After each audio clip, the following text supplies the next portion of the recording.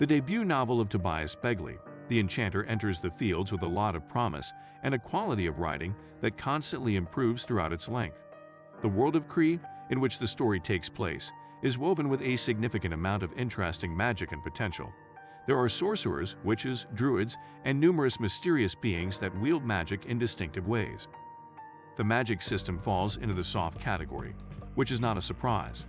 The great number of applications of aura, the fuel behind the miraculous effects of the spells, makes creating a more rigid system a monumental task. In this case, however, I would say that the flexibility of the magic system aids in establishing the vast applications of magic more than it harms the story's believability. The rituals of enchanting, arguably the main strength and specialty of the protagonist Evander, is interesting and diverse, both dangerous and rewarding. It deeply affects how Evan and other side characters approach fights, providing not only ample benefits but also enough restrictions to keep it realistic and enjoyable.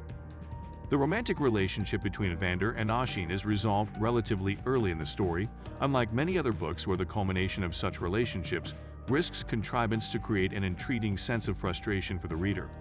Tobias, nonetheless, handles it realistically and concisely without harming the story in the least. Putting such a trope out of the way, character development and the possibilities of interactions between the small group of friends are greater than they would otherwise be, and the friction caused at the end of the book provides considerable ground for interesting plotlines in the next issues of the story. Although The Enchanter has the usual hidden menace behind the scenes, the story is undoubtedly more slice of life than it is plot-driven. We accompany Evander in his journey to discover and excel at magic and its various applications, instead of watching him strive to complete an insurmountable goal. That is not to say the story does not have its healthy amount of tension, as the plotline set in the prologue acts as an encouragement to the protagonist's growth and power.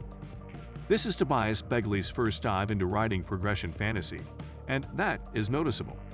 The first third of the story is rough. It is clear the author is trying to find his voice to better tell the story.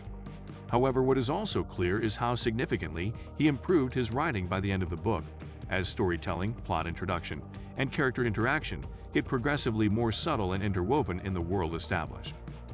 The Enchanter, the first volume of Journals of Evander Tailor, was a light read filled with interesting magical mechanics and intriguing characters.